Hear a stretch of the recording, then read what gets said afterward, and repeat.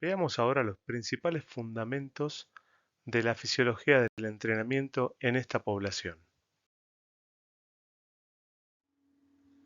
El uso de las pruebas de esfuerzo con monitorización cardiopulmonar y asistida mediante análisis de gases, o sea, la ergoespirometría, se ha introducido en las últimas décadas con mayor definición, interpretación y aplicación en los últimos años, tanto en Estados Unidos como en Europa.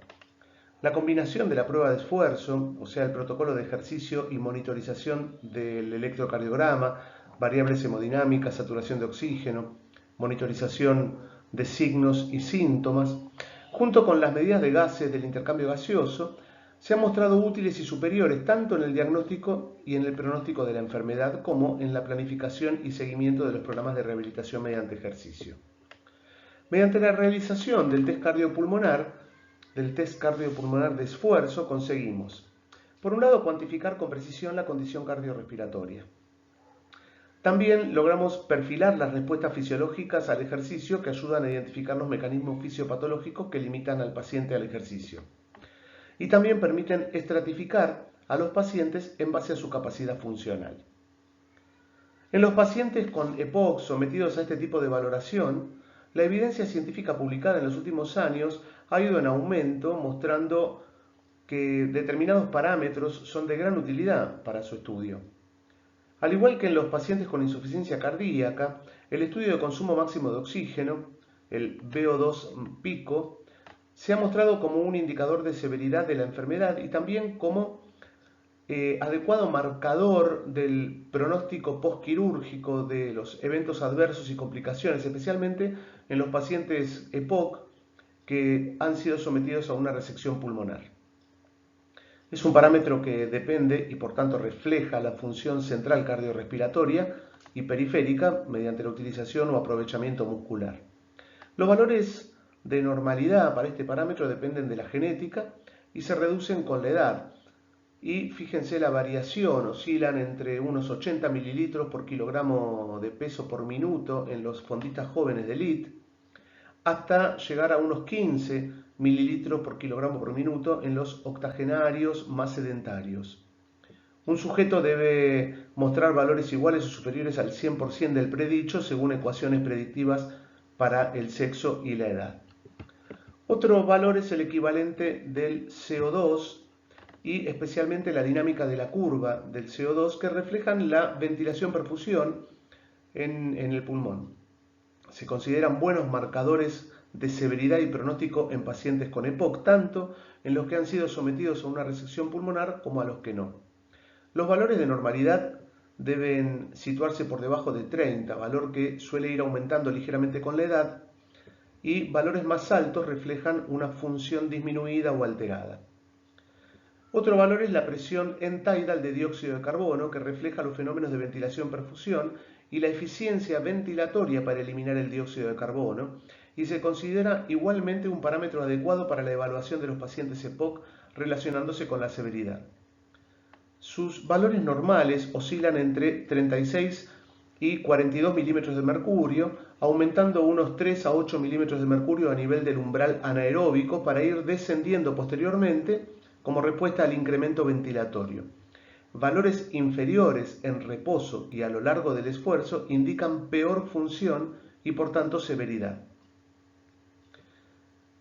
La interpretación, en cuanto a la interpretación de la estratificación y el pronóstico, cuando un sujeto muestra todas las variables en color verde, indica un excelente pronóstico en los próximos 2 a 4 años, recomendando mantener el tratamiento y hacer un nuevo control a los 4 años. En sujetos con diferentes variables, lo que marcamos en color rojo indica un mal pronóstico que será peor cuantas más variables muestre y alcanzará valores extremos para eventos adversos en los últimos 4 años cuando presenta todos los parámetros en rojo. Si el enfermo muestra valores tanto en color amarillo como en color rojo, indican la necesidad de modificar la pauta de tratamiento y optar por modelos un poco más agresivos.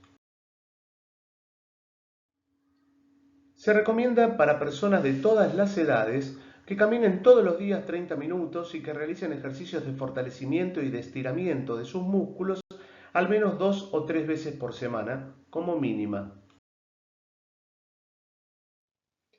Muy bien, ¿y cómo podemos entrenar a un paciente EPOC? Bueno, obviamente vamos a mejorar su rendimiento trabajando las capacidades condicionales, las capacidades coordinativas, la capacidad cognitiva, la capacidad psíquica, obviamente también trabajando sobre la nutrición y sobre las condiciones externas, sobre su entorno familiar, sobre su profesión, sobre su entorno laboral.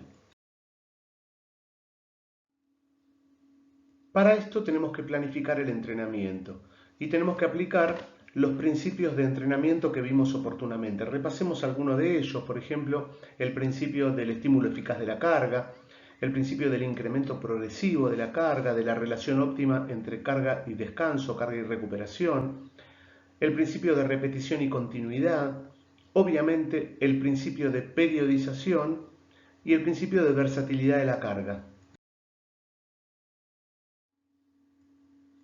El objetivo de la prescripción de ejercicio es aumentar la capacidad funcional o aumentar la resistencia del paciente, aumentar de esta manera su estatus funcional, disminuir la disnea y finalmente mejorar la calidad de vida. Cada día se acumula mayor evidencia sobre la eficacia de diferentes tipos de entrenamiento en la rehabilitación de los pacientes pulmonares crónicos. Actualmente se acepta el beneficio del entrenamiento aeróbico, del intervalado, el entrenamiento de la fuerza, de las extremidades inferiores y de las extremidades superiores. También la optimización en el uso de broncodilatadores, la utilización de oxigenoterapia durante el entrenamiento y la aplicación de dispositivos respiratorios a presión positiva como la ventilación no invasiva han demostrado una mejora en la tolerancia de las cargas y mayores efectos y beneficios del entrenamiento.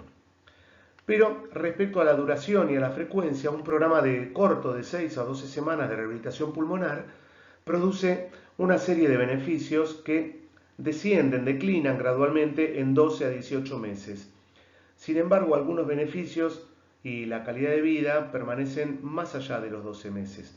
Hoy en día sabemos que los beneficios de un programa de larga duración mayor de 12 semanas son superiores a los de un programa de corta duración. Las estrategias de mantenimiento de los programas de rehabilitación pulmonar tienen un modesto efecto a largo plazo. Respecto a la intensidad del programa, el entrenamiento de las extremidades inferiores de alta intensidad entre el 60 y el 80% de la carga máxima genera en los pacientes EPOC mayores beneficios fisiológicos que el de baja intensidad. También sabemos que el entrenamiento, tanto en intensidades bajas como altas, produce beneficios clínicos en los pacientes EPOC. Es fundamental el entrenamiento de la resistencia general aeróbica. Para esto podemos utilizar diferentes métodos, como ser el continuo variable o continuo constante y el método intervalado.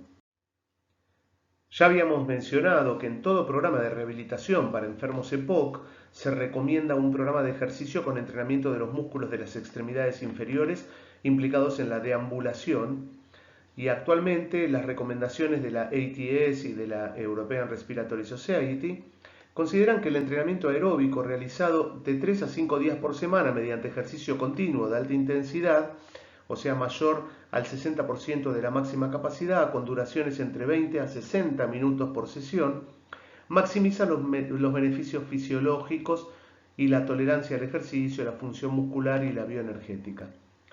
Antes de comenzar el entrenamiento se recomienda una valoración clínica y funcional por médicos y kinesiólogos especialistas en deporte, fisiología, neumonología, cardiología, etc., que valoren la seguridad del programa según el perfil del paciente y permitan una prescripción individualizada.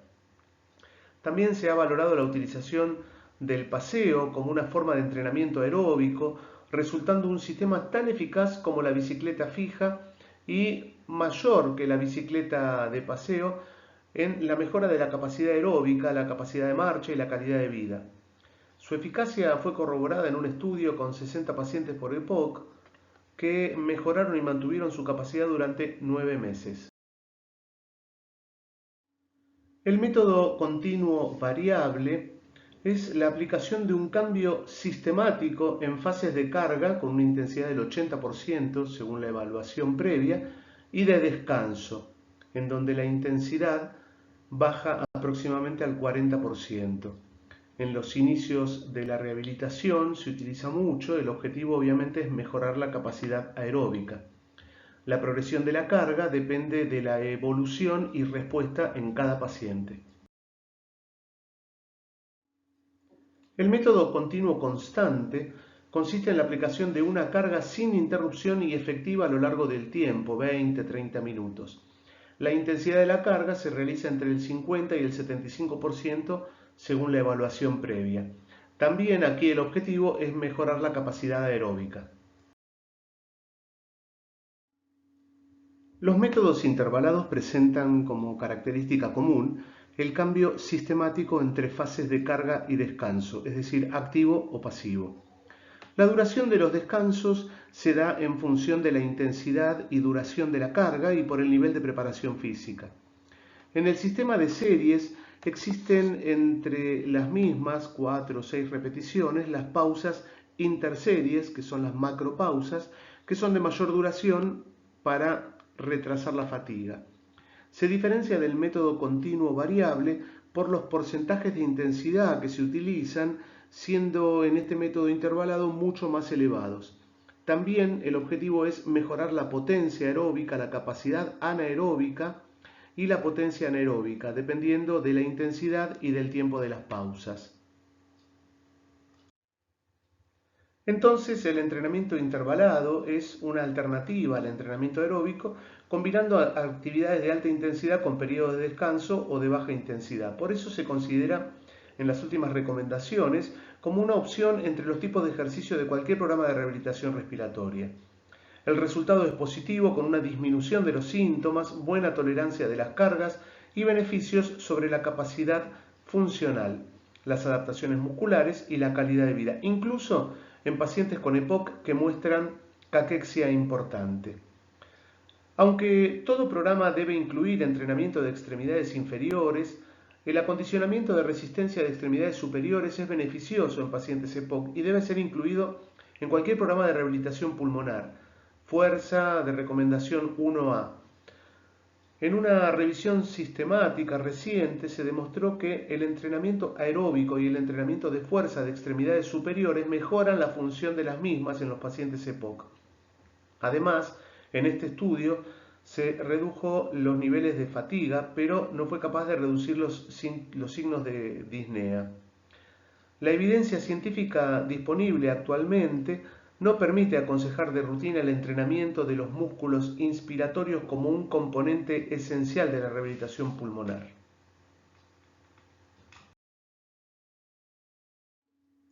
También es muy importante el entrenamiento de la fuerza muscular en pacientes con dificultad respiratoria, fundamentalmente POC.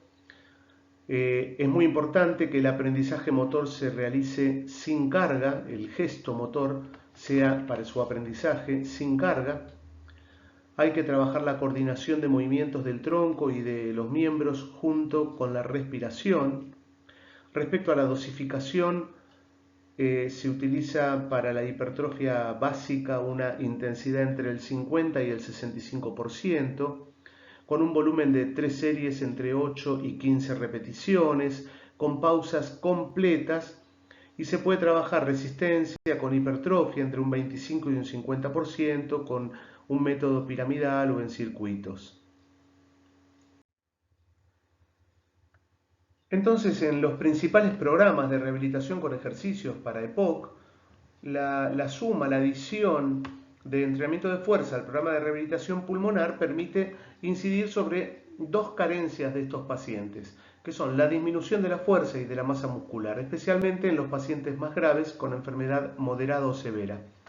El entrenamiento de fuerza muscular, que afecta a grupos musculares locales, realizado mediante el levantamiento o desplazamiento de cargas, consigue un mayor incremento de la fuerza y de la masa muscular que el entrenamiento aeróbico, por lo que puede ser de utilidad en pacientes con disnea severa o en los pacientes EPOC reagudizados.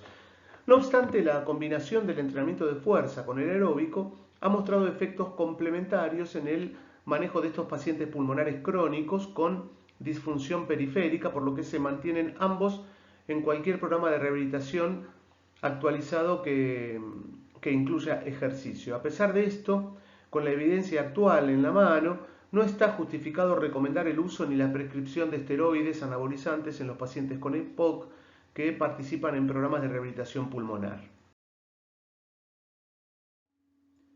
Como vimos en otras clases, la sesión diaria consta de una entrada en calor, de un entrenamiento de resistencia y de fuerza y luego, para finalizar, elongación y una vuelta a la calma.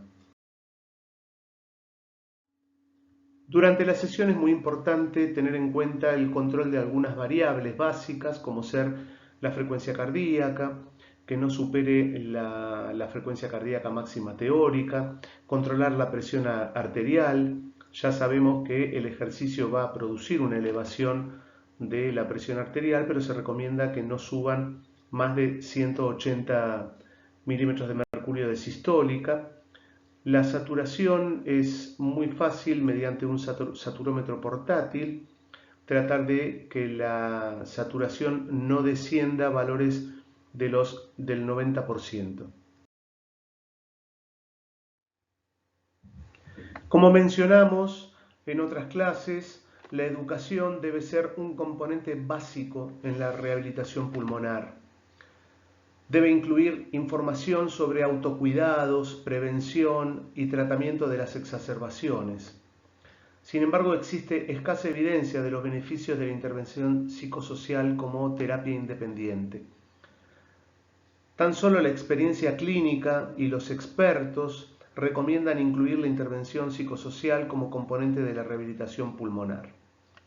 Los enfermos con EPOC que muestran hipoxemia severa inducida por ejercicio deben recibir oxigenoterapia suplementaria durante los programas de rehabilitación pulmonar, y por otro lado se considera que los enfermos con EPOC severos que participan en programas de ejercicio de alta intensidad deben recibir oxigenoterapia suplementaria para conseguir mejoras en la resistencia al ejercicio.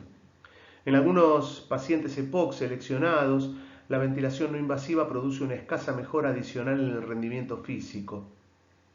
A pesar de la pérdida de peso y de masa muscular, no existe todavía suficiente evidencia para aconsejar de rutina el uso de suplementos nutricionales para pacientes EPOC.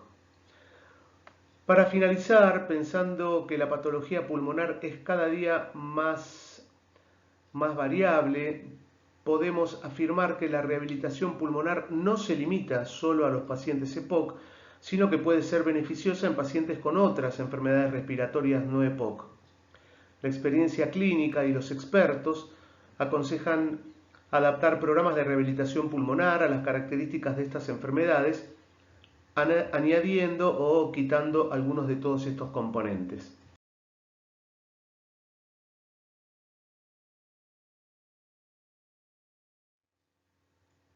Entonces, ¿qué podemos hacer para aumentar la actividad física? ¿Qué le podemos decir al paciente? Bueno, que hay que moverse cada día un poco más, ya sea salir a caminar, andar en bicicleta, pasear a la mascota, arreglar el jardín, realizar los quehaceres domésticos o simplemente caminar dentro de su casa. Hay que decirle que elija una o más actividades que le guste hacer y que le genere placer. Estos son, por ejemplo, algunas de las actividades. Decirle que no se desanime si al principio tiene que detenerse a los pocos minutos o metros, ya que a medida que repita la actividad día a día va a lograr mantenerla por más tiempo. Que descanse para que disminuya la disnea y el cansancio de las piernas y que luego siga, que tome aire por la nariz y lárguelo con los labios entrecerrados, chistando o soplando lento. Esto le permitirá alargar mejor el aire y que su sensación de disnea sea menor. Si utiliza oxígeno domiciliario, esto no le tiene por qué impedir hacer actividad física. Tendrá que consultar con su médico o el kinesiólogo que lo sigue cuál es la cantidad necesaria que debe utilizar durante la actividad. Si coordina bien los movimientos de su cuerpo con la respiración, va a poder realizar mayor cantidad de actividades en su hogar con menor disnea.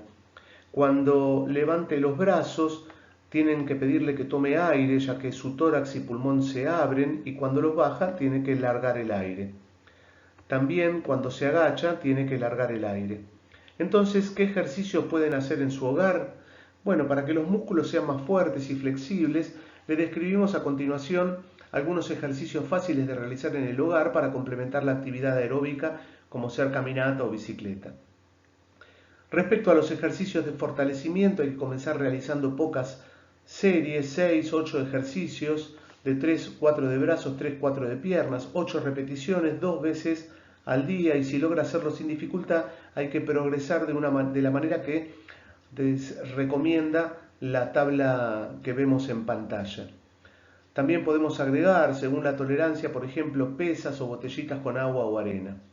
También es muy importante la realización de ejercicios de elongación o estiramientos, dos veces cada uno manteniendo la posición durante 30 segundos, siempre de manera lenta.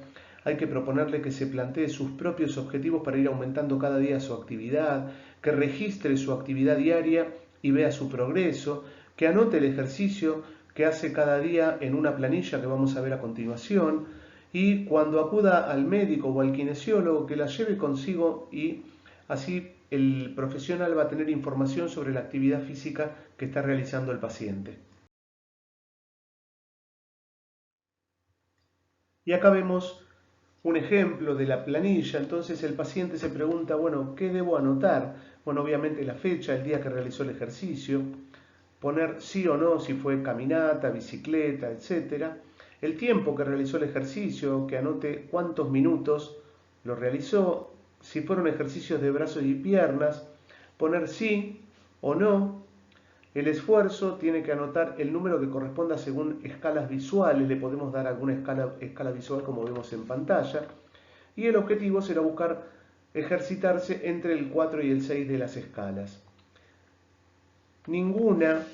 O ninguna observación puede poner, o si ha tenido algún problema, tiene que escribir el tipo de problema, como ser dolor o dificultad respiratoria, o el uso de algún inhalador. Además, puede realizar la actividad acompañado por familiares y amigos. También es importante que concurra a centros de jubilados, centros recreativos, parques, plazas, polideportivos municipales, gimnasios, todo cercano a su domicilio para poder darle continuidad al trabajo, algún lugar donde se realicen caminatas, clases de gimnasia o baile y cualquier otro tipo de actividad. También puede realizar rehabilitación respiratoria indicada por el médico según la supervisión que necesite por la gravedad de la enfermedad y la necesidad de utilizar oxígeno o de acuerdo a las comorbilidades que tenga el paciente según lo considere el profesional. Siempre es bueno tener presente la importancia de la actividad física, los cambios que produce, el aumento de la masa magra y la disminución de la masa grasa. Si bien no aumenta el porcentaje del tipo de fibras, sí aumenta la sección transversal, mejora la capilarización, aumenta la capacidad de las enzimas oxidativas, disminuye la acidosis láctica, ayuda a la normalización del pH intracelular y a la restitución de la fosfocreatina y del fosfato inorgánico. Así terminamos un breve repaso sobre cómo prescribir actividad física en aquellos pacientes con riesgo o con patología instalada respiratoria. Seguimos en el próximo capítulo.